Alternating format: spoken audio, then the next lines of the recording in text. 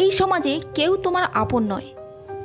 তাই এই কথাটা মাথায় রেখে নিজের পথ এগিয়ে চলতে হবে। নিজের আত্মীয় বলো, বন্ধুবান্ধব বলো, পাড়া প্রতিবেশী বলো, কেউ কিন্তু আপন নয়। সেরকমই এই ফেসবুক প্ল্যাটফর্মে কেউ কিন্তু তোমার আপন নয়, এটা কিন্তু মাথায় রেখো। তাই নিজের কন্টেন্টের দিকে ধ্যান দাও, সুন্দর কন্টেন্ট বানাও যাতে ভাইরাল হয়। অনেকে অনেক রকমের মন্তব্য করবে, কথা বলবে, সেইগুলো একদমই মাথায় নেবে না।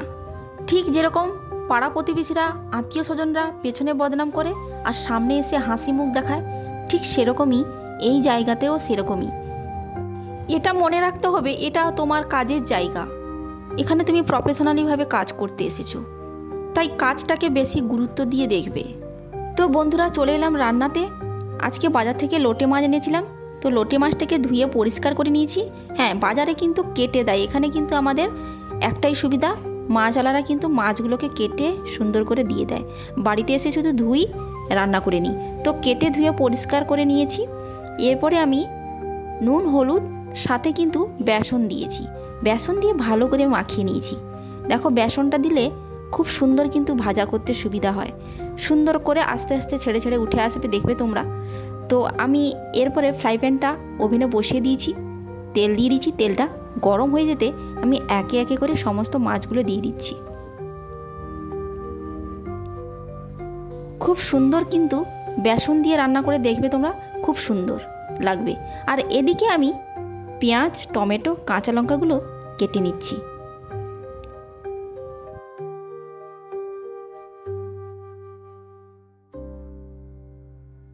তো পেঁয়াজ, কাঁচা লঙ্কা কাটা কমপ্লিট হয়ে গেছে। এরপর আমি বেগুন দেব। তো বেগুন একটুখানি কেটে নিলাম। এরপরে মাছটা দেখো কত সুন্দর উঠে গেছে, আমি উল্টে দিলাম, একদম লাল লাল হয়ে গেছে, খুব সুন্দর। আমার তো ভাজা খেতে এত ভালো লাগে, কি বলবো বন্ধুরা, এরকম ভাজাও খেতে খুব সুন্দর লাগে। এইবারে আমি মাছগুলোকে তুলে নিয়েছি। এবার ওই ফ্রাই প্যানে আমি 5 ফোড়ন দিয়ে দিলাম, সর্ষের তেল দিয়ে দিলাম। এরপর কুচিয়ে রাখা টমেটো, পেঁয়াজ, কাঁচা লঙ্কা দিয়ে দিলাম।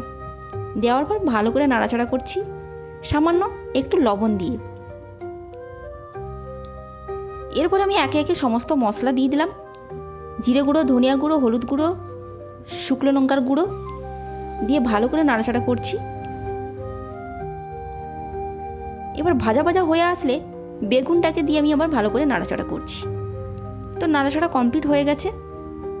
এরপরে আমি জল দিয়ে দেব, জল দিয়েছি। এবার ফুটে উঠলে আমি মাছগুলোকে দিয়ে দিচ্ছি।